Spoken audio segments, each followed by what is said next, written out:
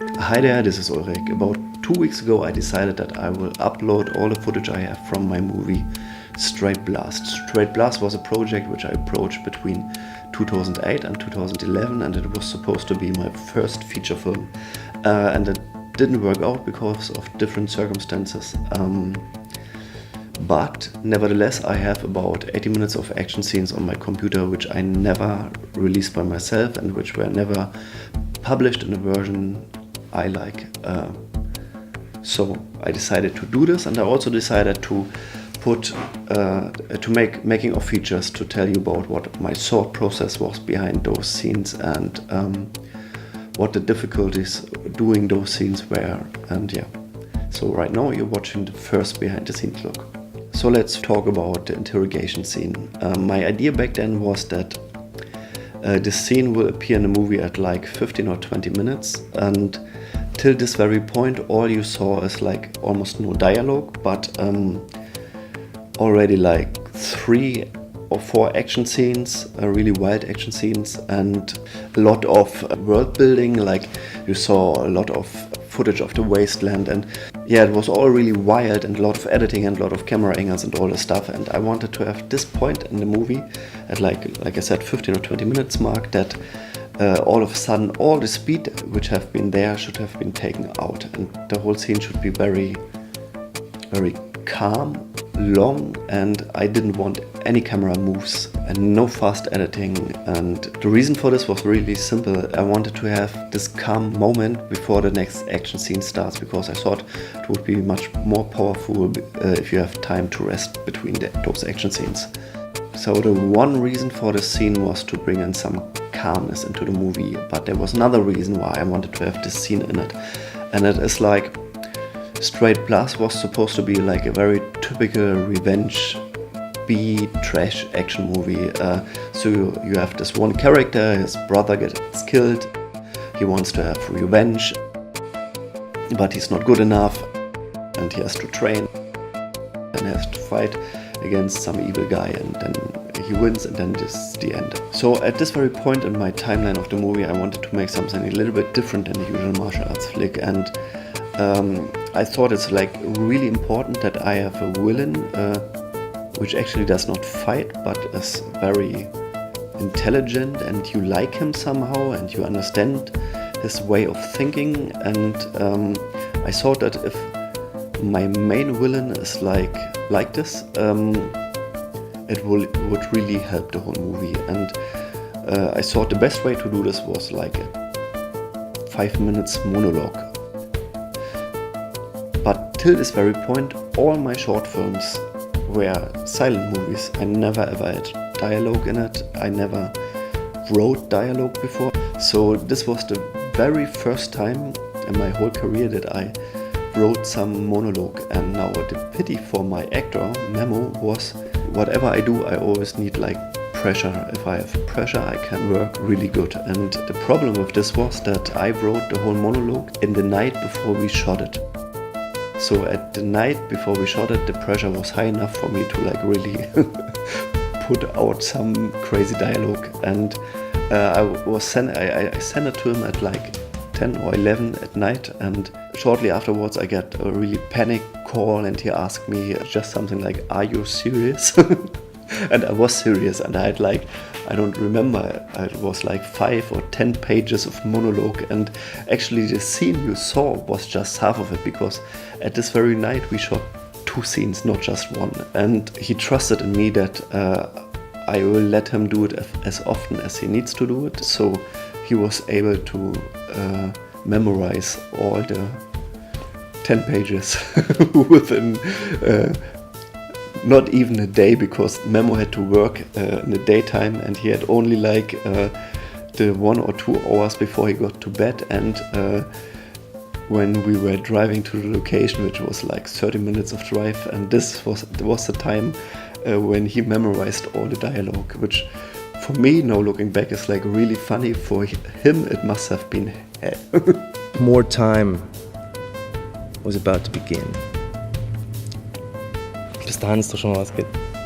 But nevertheless, I had another problem, because in my mind the location I wanted to shoot it in was like some really big hall, and in this big hall there was supposed to be a table and 2 chairs, and around Mikey and Memo there was supposed to be nothing, a very wide space, and maybe like 2 security guards standing behind Mikey. And I didn't have this location, and I didn't have the money to rent a location like this. I tried it. I tried various locations, but it didn't work out because we had to shoot at night because of Memo's time schedule. And so I decided to do it very different. I just shot it at the stunt facility, and I'm very thankful that Christoph Knobloch, the assistant stunt coordinator for the TV show I was working on, agreed to stay because he had the keys for the facility. And the advantage at the stunt facility was that I had electricity and I could do all the lighting how I wanted to do it. The other advantage was there was no risk of getting thrown out by security, because all the other locations we used in this movie, or I used in this movie back then, was like illegal stuff. We were just like walking rough fences and breaking into locations because they looked cool, and it wouldn't have been good for this scene with this much pressure of learning the dialogue and all the stuff. To also have the pressure of getting thrown out of a location. So like I said, I decided to shoot at a stunt facility, and still I wanted to have this cyberpunk feeling and this futuristic look somehow. And this whole stunt facility looked like a stunt facility that had graffitis on the wall, it had cars standing in the background, and it was actually almost impossible to show the facility in any way, and it would never fit my needs. So I decided to shoot everything in front of some more or less big door, and I didn't want that the audience like sees that's the same door for both guys, like behind Mikey and Memo. Most of the time was the same door, and to like make them look different, I placed the neon lights like behind Memo like this and behind Mikey like this. They were never supposed to light the very scene. They were only there as decoration, and for lighting the scene I used construction lights with some foley. And the white balance is like balanced to the construction light, not to the neon lights, and because of that the background looks like pink, which I really liked, because it really gives you this 80s cyberpunk look. And there's one little thing which I want to add about the security guard at the end of the interrogation scene, or actually it's some kind of dialogue, it's no real interrogation, because the guy who usually had to interrogate actually just talks about himself. So still I like to call it an interrogation scene, because that was my original intention, even though it's not an interrogation at all. It's more like I don't know, whatever. Anyway, the security guard, now this is like really ironic again, because my background is martial arts and fight choreography and doing action directing or second unit directing. Mikey is a fight choreographer and stuntman. Memo is a martial artist, and or at least he started his acting career as actor in martial arts movies. And Hachi, who played the security guard, is also a martial artist. Nevertheless, not one of us realized that the show would never ever work. Originally I had the idea that Mikey should be kicked out of the frame, but it didn't look that cool. It actually looked more funny. So I decided for the choke. Hachi did this choke, and this is like really funny because, like I said, we are all doing this stuff for the living, and at this very moment for all of us it was about the drama, about the acting, about getting this part of the scene right, that we all oversaw the wrong choke. It happens.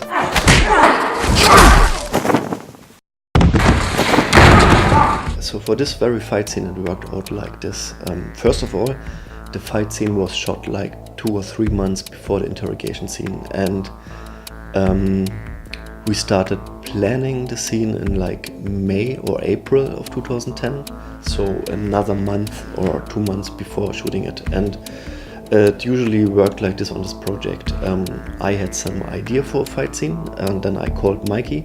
Mikey lives in the very south of Germany, so it was impossible for us to just meet on a regular basis and talk about fight scenes. It was always like this, that I called him, told him what I wanted to have, and he went to his training place or gym and took some of his guys and just created some basic fight choreography.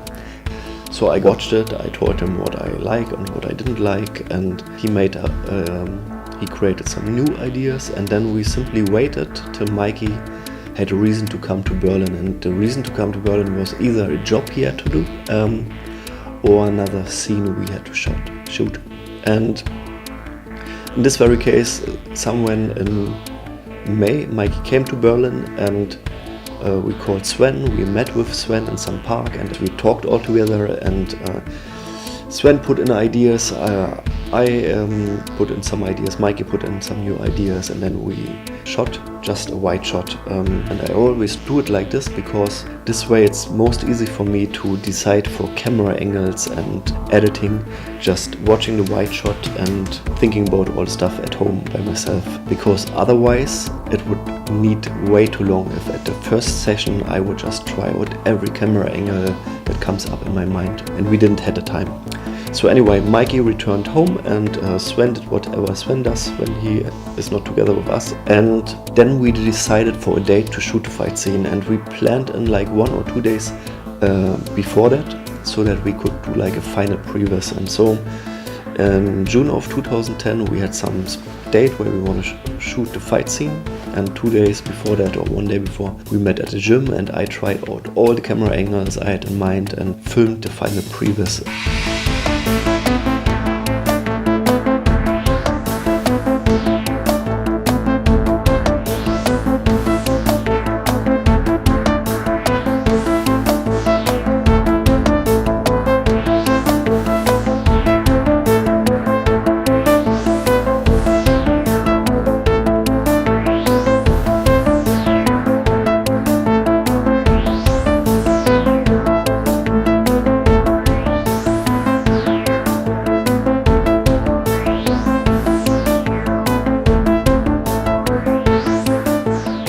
So shooting the actual fight scene was nothing really special. The most special thing about it was that we were at some location we were not allowed to be.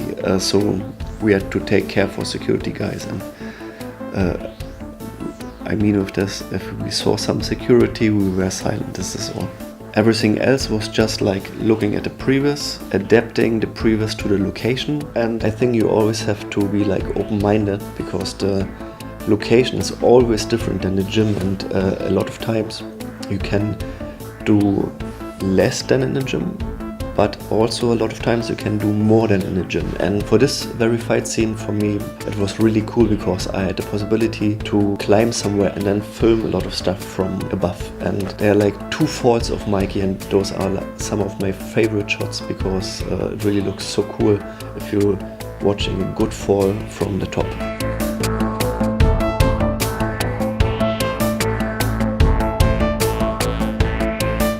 For the fight scene, what was important for me for the location is that it really presents some cold, lifeless feeling. So I found this lost place, and for me this was the perfect location.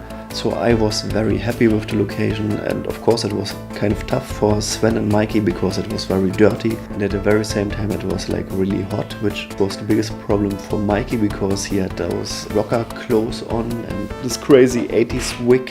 Actually, like I said, we shot 2 fight scenes, and we shot the more complicated and more demanding fight scene first. Second, we shot the one you have seen with Mikey as rocker with the wig and all the stuff. And like I said, I was really happy about the location, but at the same time I thought that if I just show the location like it is and the fight scene like it is, it might feel somehow cheap.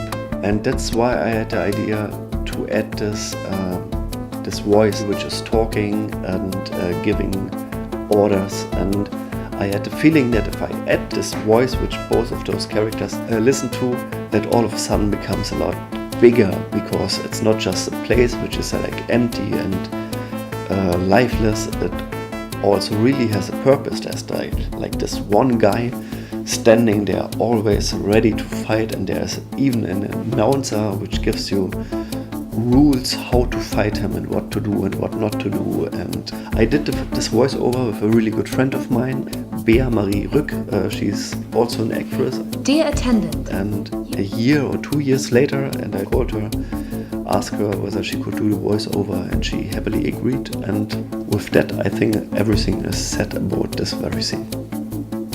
Thanks for watching, and check out my YouTube channel for more videos in the future.